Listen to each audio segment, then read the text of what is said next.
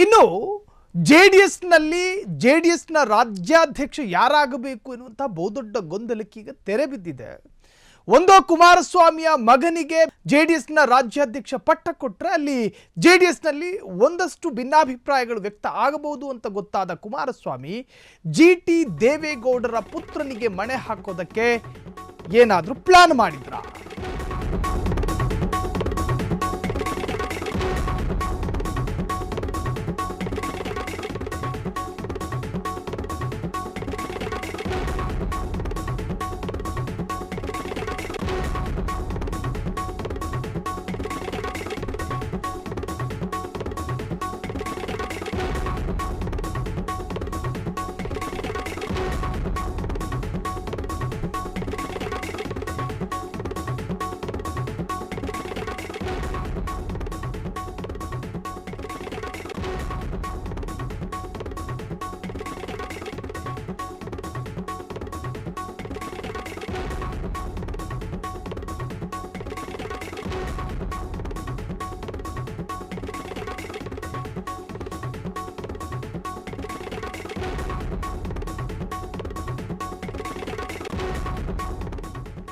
ಕಳೆದ ಅಸೆಂಬ್ಲಿ ಚುನಾವಣೆಯಲ್ಲಿ 120 ಸೀಟ್ ಗೆಲ್ಲಬೇಕು ಅಂತ ಹೇಳಿ ಆಗ ಸಿಎಂ ಇಬ್ರಾಹಿಂ ರಾಜ್ಯಾಧ್ಯಕ್ಷರಾಗಿದ್ರು.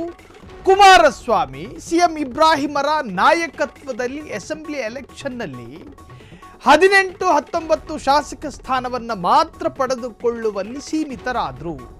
ಅದಾದ ನಂತರ ಸಿಎಂ ಇಬ್ರಾಹಿಂ ಅವರ ಅಥವಾ ಕುಮಾರಸ್ವಾಮಿ ಮತ್ತು ಬಿಜೆಪಿಯ ಮೈತ್ರಿ ವಿಚಾರದಲ್ಲಿ ಒಂದಷ್ಟು ಬಿರುಕು ಮೂಡಿತು. ಆ ಬಿರುಕಿನಲ್ಲಿ ಸಿಎಂ ಇಬ್ರಾಹಿಂ ರವರನ್ನೇ ಜೆಡಿಎಸ್ ಪಕ್ಷದ ರಾಜ್ಯಾಧ್ಯಕ್ಷ ಸ್ಥಾನದಿಂದ ಉಚ್ಚಾಟನೆ ಮಾಡಲಾಯಿತು. ಅದಾದ ನಂತರ ಸ್ವತಃ ಕುಮಾರಸ್ವಾಮಿಯೇ ಆ ಪಟ್ಟಕ್ಕೆ ಏರಿದ್ರು. ಕಾರಣ ರಾಜ್ಯದಲ್ಲಿ ಜೆಡಿಎಸ್ ಅನ್ನುವಂತಹದ್ದು ಒಂದು ಪ್ರಾದೇಶಿಕವಾದಂತಹ ಪಕ್ಕಾ ದೇಸಿ ಒಂದು ಪಕ್ಷ, ಸೊ ಕನ್ನಡದ ಪಕ್ಷ, ಪ್ರಾದೇಶಿಕ ಪಕ್ಷ, ರಿಜಿನಲ್ ಪಾರ್ಟಿ. ಆ ಪಾರ್ಟಿಯನ್ನ ಸದೃಢ ಮಾಡಬೇಕು ಎನ್ನುವಂಥ ಉದ್ದೇಶದಲ್ಲಿ ಕುಮಾರಸ್ವಾಮಿಯೇ ರಾಜ್ಯಾಧ್ಯಕ್ಷ ಪಟ್ಟವನ್ನ ಅಲಂಕರಿಸಿದ್ರು. ಅದಾದ ನಂತರ ಕುಮಾರಸ್ವಾಮಿ ಕಳೆದ ಲೋಕಸಭಾ ಚುನಾವಣೆಯಲ್ಲಿ ಕಣಕ್ಕಿಳಿದ್ರು, ಅದರಲ್ಲಿ ಗೆಲುವು ಸಾಧಿಸಿದ್ರು. ಈಗ ಕೇಂದ್ರ ಸಚಿವರಾಗಿದ್ದಾರೆ. ಕೇಂದ್ರದ ಬಹುದೊಡ್ಡ ಜವಾಬ್ದಾರಿ ಹೊತ್ತುಕೊಂಡಿರ್ತಕ್ಕಂತಹ ಕುಮಾರಸ್ವಾಮಿಗೆ ರಾಜ್ಯದಲ್ಲಿನ ಜೆಡಿಎಸ್ನ ನಾಡಿ ಮಿಡಿತವನ್ನ ಹಿಡಿದಿಟ್ಟುಕೊಳ್ಳೋದಕ್ಕೆ ಸಾಧ್ಯ ಆಗ್ತಾ ಇಲ್ಲ. ಈಗಾಗಲೇ ಜೆಡಿಎಸ್ ಪಕ್ಷದಲ್ಲಿ ಆಂತರಿಕ ಕಚ್ಚಾಟಗಳು ಕೂಡ ಸದ್ದಿಲ್ಲದೆ ನಡೀತಾ ಇದೆ. ಶಾಸಕ ಕಾಶೆಂಪುರ ಆಗಿರಲಿ, ಮೈಸೂರು ಶಾಸಕ ಜಿಟಿ ದೇವೇಗೌಡರಾಗಿರಲಿ, ಇನ್ನು ಮಲ್ಲೇಶ್ ಬಾಬು ವಿರುದ್ಧವೂ ಕೂಡ ಒಂದಷ್ಟು ಜೆಡಿಎಸ್ನ ಶಾಸಕರೇ ಆಕ್ರೋಶ, ಕುಮಾರಸ್ವಾಮಿಯ ವಿರುದ್ಧ ಜಿಟಿ ದೇವೇಗೌಡರ ಆಕ್ರೋಶ, ಜೆಡಿಎಸ್ ಪಕ್ಷದಲ್ಲಿದ್ದ ಕಂಡೆ ಕಾಂಗ್ರೆಸ್ನ ಸಿದ್ದರಾಮಯ್ಯರನ್ನ ಹಾಡಿ ಹೊಗಳಿ ಅಟ್ಟಕ್ಕೇರಿಸುವಂತಹ ಪ್ರಯತ್ನ, ಜೆಡಿಎಸ್ನ 13 ಶಾಸಕರನ್ನ ಕಾಂಗ್ರೆಸ್ಸಿಗರು ಹೈಜಾಕ್ ಮಾಡ್ತಾರೆ ಎನ್ನುವಂತಹ ಸಂಚಲನ. ಇದೆಲ್ಲದರ ನಡುವೆ ಜೆಡಿಎಸ್ಗೆ ಒಂದು ಮುಂದಾಳತ್ವ ಅಥವಾ ಒಂದು ನಾಯಕತ್ವ ಬೇಕು. ಆ ನಾಯಕ ಸ್ಥಾನಕ್ಕೆ ಕರ್ನಾಟಕದಲ್ಲಿ ಜೆಡಿಎಸ್ನಲ್ಲಿ ಅರ್ಹತೆ ಇರೋರು ಯಾರು? ಒಂದೋ ಕುಮಾರಸ್ವಾಮಿ, ಒಂದೋ ಜಿಟಿ ದೇವೇಗೌಡರು, ಒಂದೋ HD ರೇವಣ್ಣ, ಮತ್ತೊಬ್ಬ ಮಗದೊಬ್ಬ ಇನ್ನೊಬ್ಬ. ಹೀಗೆ ಹುಡುಕೋದಕ್ಕೆ ಹೋದರೆ ಬೆರಳೆಣಿಕೆಯ ನಾಯಕತ್ವ ಮಾತ್ರ ಸಿಗುತ್ತೆ. ಇನ್ನು ಕುಮಾರಸ್ವಾಮಿಯ ಮಗನಿಗೆ ಆ ಪಟ್ಟ ಕೊಡಬೇಕು ಅಂತ ಹೇಳಿ ಏನಾದರೂ ಉದ್ದೇಶ ಇಟ್ಕೊಂಡ್ರೆ ಅದು ಕುಟುಂಬ ರಾಜಕಾರಣ ಅಂತ ಹೇಳ್ತಾರೆ. ಇನ್ನು ಕಳೆದ ಅಸೆಂಬ್ಲಿ ಎಲೆಕ್ಷನ್ನಲ್ಲಿ ರಾಮನಗರದಲ್ಲಿ ನಿಂತ್ಕೊಂಡಿದ್ರು ಇದೇ ನಿಖಿಲ್ ಕುಮಾರಸ್ವಾಮಿ, ಅಲ್ಲೂ ಕೂಡ ಸೋತ್ರು. ಅದಾದ ನಂತರ ಮಂಡ್ಯದಲ್ಲಿ ಲೋಕಸಭಾ ಚುನಾವಣೆಯಲ್ಲಿ ನಿಂತ್ಕೊಂಡ್ರು, ಅಲ್ಲೂ ಕೂಡ ಹೀನಾಯ ಸೋಲು.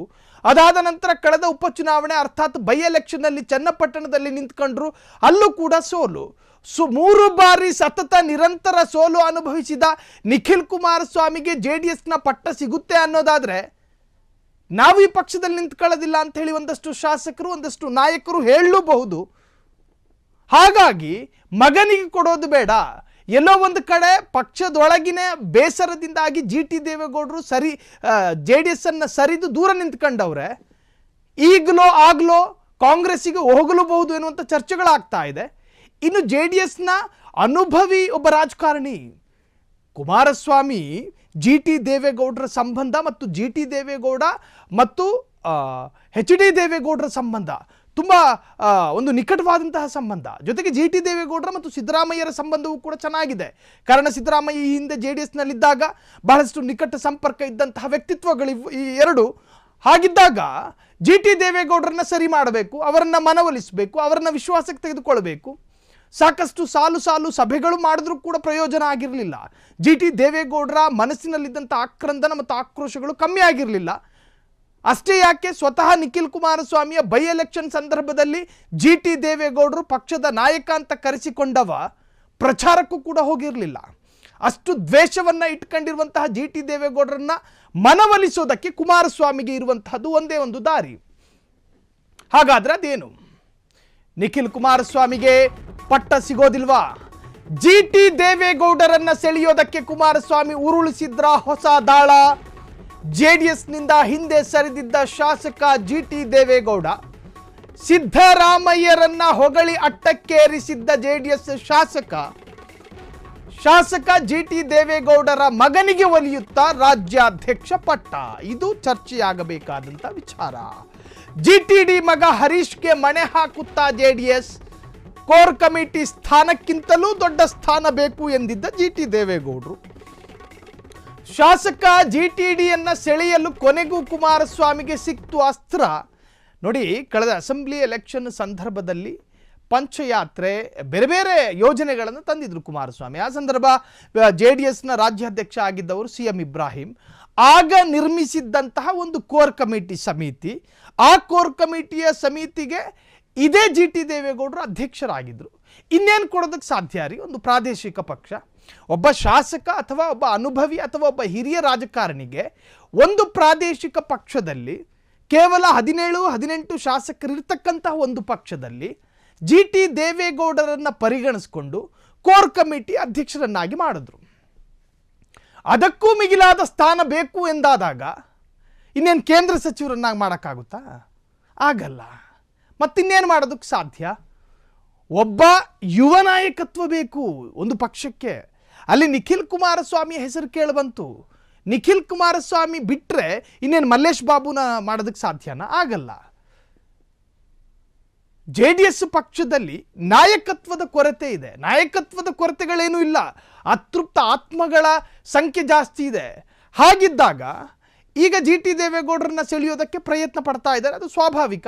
ಒಬ್ಬ ಅನುಭವಿ ರಾಜಕಾರಣಿಯನ್ನು JDS ಕಳೆದುಕೊಳ್ಳೋದಕ್ಕೆ ಇಷ್ಟಪಡೋದಿಲ್ಲ.